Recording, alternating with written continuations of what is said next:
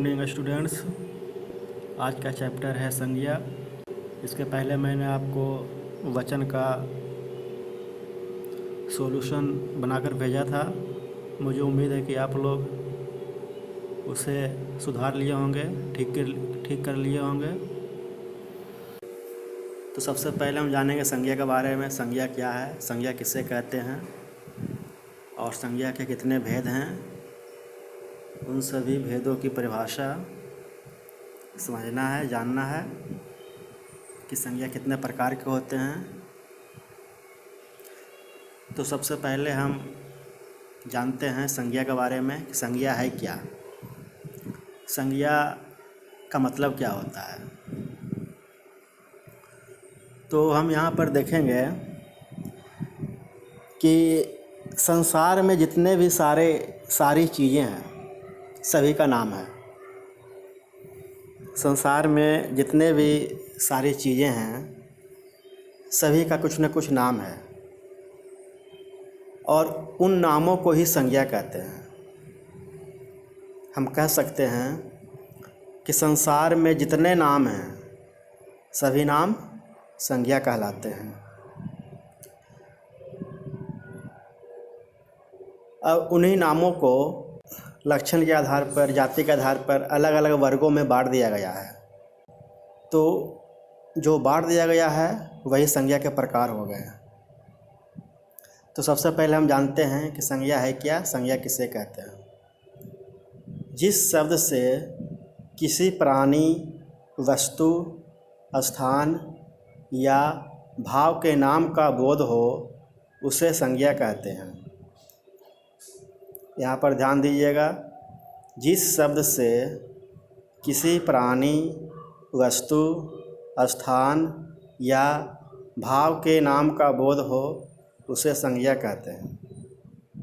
यहाँ पर देख रहे हैं, प्राणी का नाम भी हो या वस्तु का नाम हो या स्थान का नाम हो या किसी तरह का भाव हो तो उसे हम संज्ञा कहेंगे। जैसे राम एक नाम है या व्यक्ति का नाम होता है राम। मधु या लड़के का नाम होता है। सोना या वस्तु का नाम है, द्रव्य का नाम है। चांदी या भी द्रव्य का नाम है। पटना या स्थान का नाम है। दिल्ली या स्थान का नाम है। हिमालय या पर्वत का नाम है। पानी या भी द्रव्य पदार्थ का नाम है। बचपन या इंसान के अंदर जो भाव होते हैं उसका नाम है। बुढ़ापा, बूढ़ा आदमी के पास जो भाव होते हैं वही बुढ़ापा है। तो हम कह सकते हैं कि किसी भी नाम को संज्ञा कहते हैं। या तो वह किसी व्यक्ति का नाम हो, या तो वह किसी स्थान का नाम हो, या तो वह किसी पर्वत का नाम हो, या तो वह किसी जानवर का नाम हो, या तो वह किसी खगोलीय पिंड का नाम हो, या तो वह किसी समुद्र का नाम हो, या तो वह किसी महासागर का नाम हो। कहने का तात्पर्य यह है कि किसी भी नाम को हम संज्ञा कहते हैं। इसके आगे है संज्ञा के भेद। अब संज्ञा के भेद हम जानेंगे कि संज्ञा के कितने भेद हैं। अभी मैंने आपको बताया कि जितने भी नाम हैं दुनिया में सभी को 5 वर्गों में बांट दिया गया है। सभी को 5 वर्गों में बांट दिया गया है। उन्हीं 5 वर्गों को हम भेद कहेंगे। तो सबसे पहला है व्यक्तिवाचक संज्ञा, दूसरा है जातिवाचक संज्ञा, तीसरा है द्रव्यवाचक संज्ञा, चौथा है समूहवाचक संज्ञा, पांचवा है भाववाचक संज्ञा। तो सबसे पहला हम देखेंगे व्यक्तिवाचक संज्ञा। तो जिस संज्ञा शब्द से किसी विशेष व्यक्ति, वस्तु या स्थान के नाम का बोध होता है उसे व्यक्तिवाचक संज्ञा कहते हैं। तो यहाँ पर आप देख रहे हैं कि किसी विशेष मीन्स होता है खास, खास मीन्स एक। यहाँ विशेष का अर्थ एक है, जिससे किसी विशेष खास मतलब किसी एक व्यक्ति, वस्तु या स्थान के नाम का बोध होता है उसे व्यक्तिवाचक संज्ञा कहते हैं। हम कह सकते हैं कि जिससे किसी एक का नाम का बोध हो, एक से अधिक का बोध नहीं होता। अगर हम कोई नाम बोलते हैं जिससे सिर्फ एक का बोध होता है उसे हम कह सकते हैं कि यह व्यक्तिवाचक संज्ञा है। जैसे राम, आप जानते हैं कि राम एक नाम है जो कि मनुष्य का नाम होता है। तो मनुष्य के बहुत सारे नाम हैं, लेकिन जब हम राम बोलते हैं तो यह सिर्फ एक मनुष्य का बोध होता है। तो हम कह सकते हैं कि राम व्यक्तिवाचक संज्ञा है। मधु, लड़कियां बहुत सारी हैं, लेकिन जब हम मधु बोलते हैं तो सिर्फ मधु का बोध होता है। मान लिया कि क्लास में बहुत सारी लड़कियां हैं, हम उसमें सिर्फ मधु का नाम लिए तो सिर्फ मधु का बोध होता है।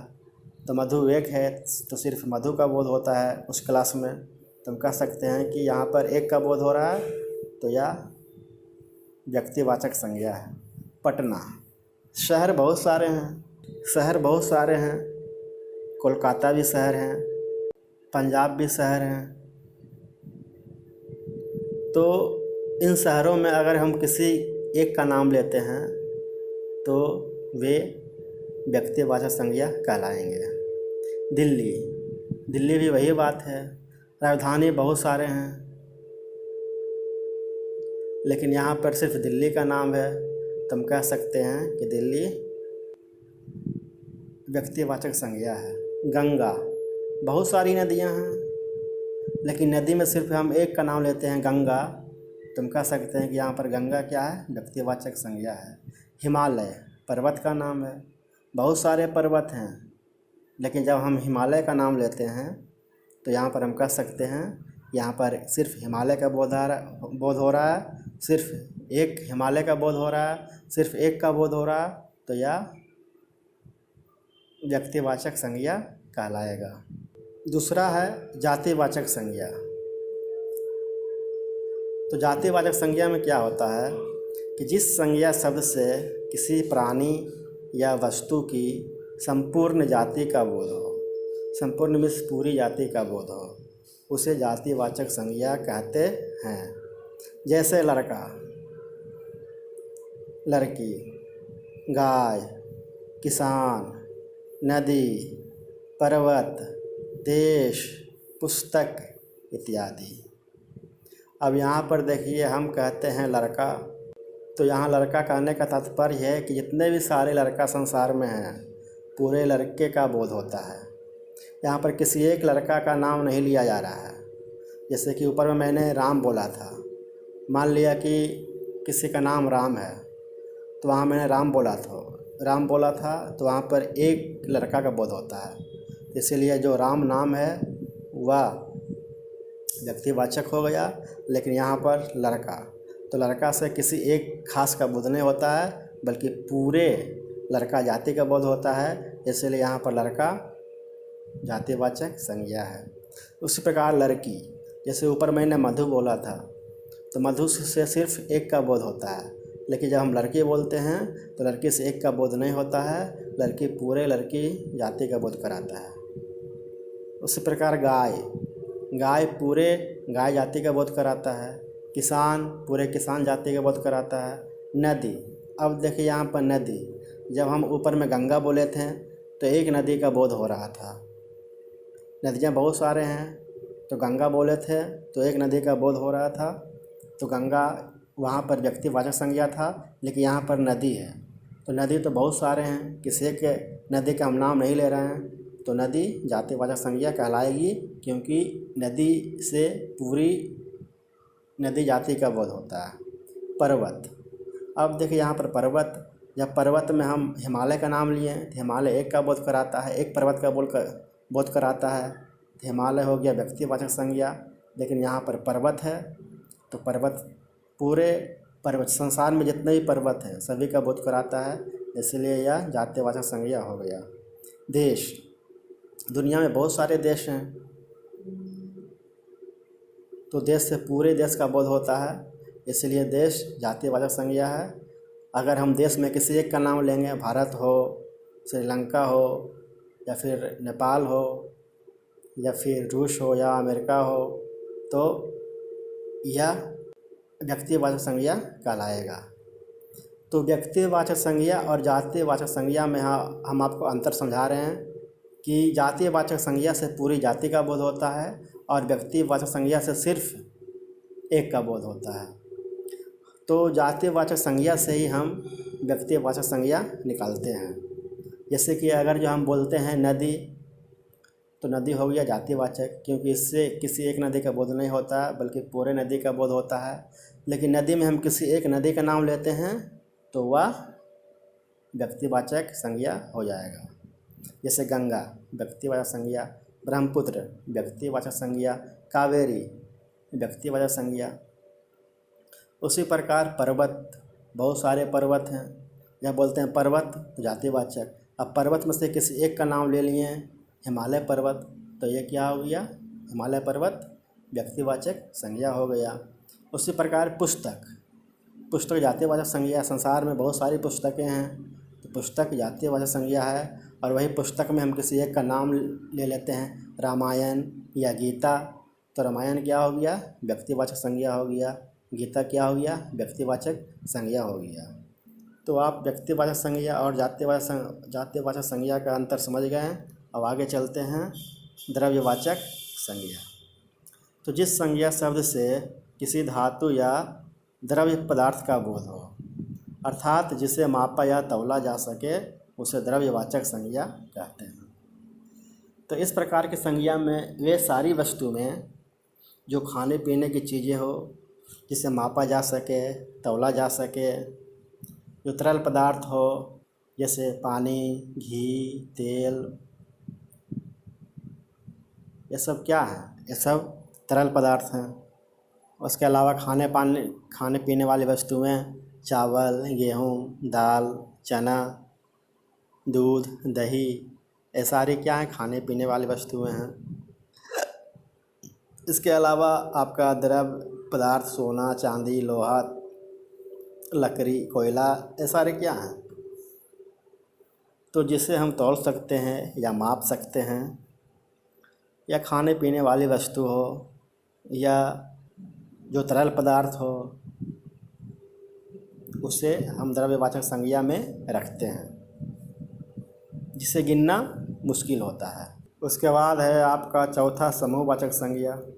जिस संज्ञा शब्द से व्यक्तियों, वस्तुओं आदि के समूह का बोध हो, उसे समूहवाचक संज्ञा कहते हैं। जैसे सभा, भीड़, परिवार, दल, झुंड, गुच्छा, जुलूस, सेना इत्यादि। तो समूहवाचक संज्ञा, यहाँ नाम से ही मालूम होता है समूहवाचक संज्ञा। मतलब जिस शब्द से आपको लगे यहाँ पर किसी व्यक्ति या वस्तु के समूह का बोध होता है, उसे हम समूहवाचक संज्ञा कहते हैं। जैसे सभा, जब हम सभा नाम लेते हैं तो सभा का अर्थ क्या होता है, मीटिंग। तो मीटिंग में क्या होता है, बहुत आदमियों का समूह होता है। तो जहाँ पर बहुत सारे आदमियों का समूह है, बहुत सारे आदमियों की बैठक चल रही है, उससे हम बोलते हैं सभा। तो सभा में तो सभा शब्द से स्पष्ट होता है कि वहाँ समूह है, आदमियों का समूह है। तो सभा जो शब्द है वो समूह का बोध कराता है, तो सभा को हम कह सकते हैं समूहवाचक संज्ञा। भीड़, आप मेले जाते हैं, मेला में कितनी भीड़ें होती है, तो भीड़ मीन्स क्या हुआ, आदमियों का समूह या किसी भी चीज़ का समूह।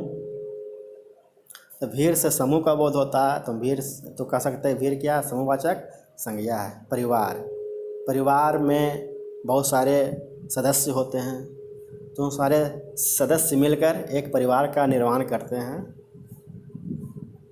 तो परिवार से समूह का बोध होता है, व्यक्तियों का समूह का बोध होता है। तो हम कह सकते हैं कि परिवार समूहवाचक संज्ञा है। दल, दल भी क्या होता है, किसी भी चीज़ का दल कह सकते हैं, बजरंग दल हो या भीम दल हो।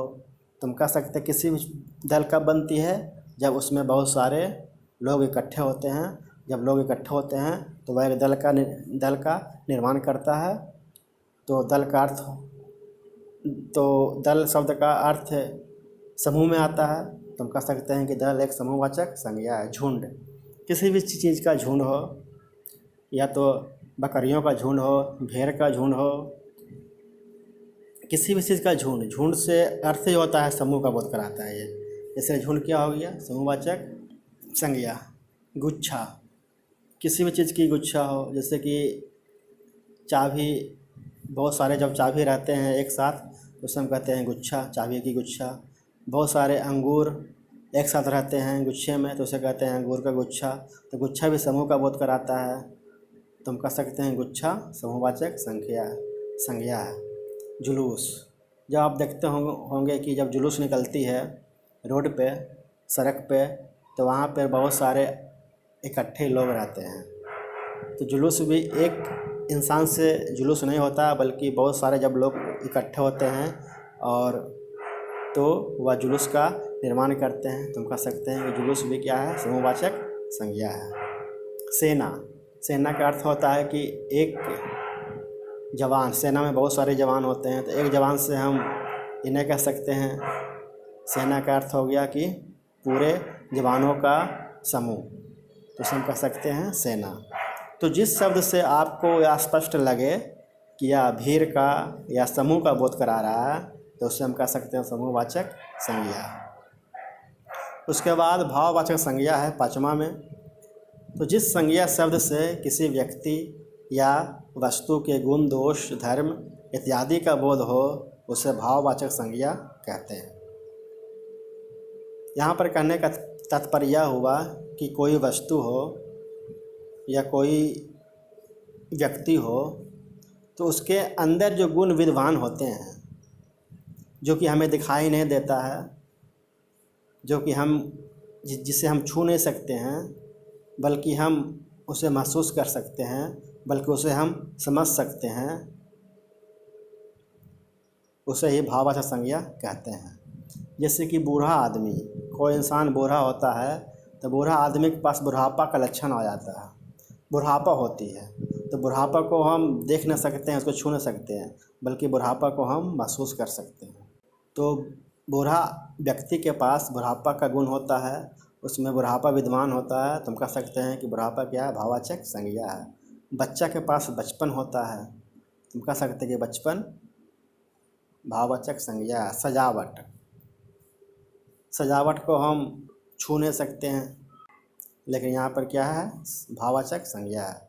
अच्छाई, अच्छा आदमी के पास अच्छाई होती है, जिसको हम देख नहीं सकते हैं, छू नहीं सकते हैं, बल्कि हम महसूस कर सकते हैं। बुराई, बुरा आदमी के पास बुराई होता है। मीठा, कोई भी चीज़ मीठी है उसमें मिठास होती है। कोई मित्र है तो मित्र में क्या गुण होता है, तो मित्रता का गुण होता है। कोई व्यक्ति युवा है तो युवा में क्या गुण होता है, यौवन का गुण होता है। कोई भी चीज़ कोमल है तो उसमें क्या गुण होता है, कोमलता का गुण होता है। तो हम कह सकते हैं कि जिस व्यक्ति या वस्तु के अंदर जो लक्षण होते हैं, या उनका जो व्यक्तित्व होता है, या उनका जो भाव होता है, उसी भाव को हम भाववाचक संज्ञा कहते हैं। यहाँ पे आज संज्ञा आपका समाप्त हो गया। इसके बाद मैं आपको इसका अभ्यास बनाने के लिए दूंगा, तब तक आप इसे शेयर कर लेंगे, याद कर लेंगे। याद करने के बाद इसे आप रफ कॉपी में लिखेंगे आप अपने आप को जांचेंगे कि ठीक तरह से याद हुआ है या नहीं हुआ है। तब तक के लिए धन्यवाद।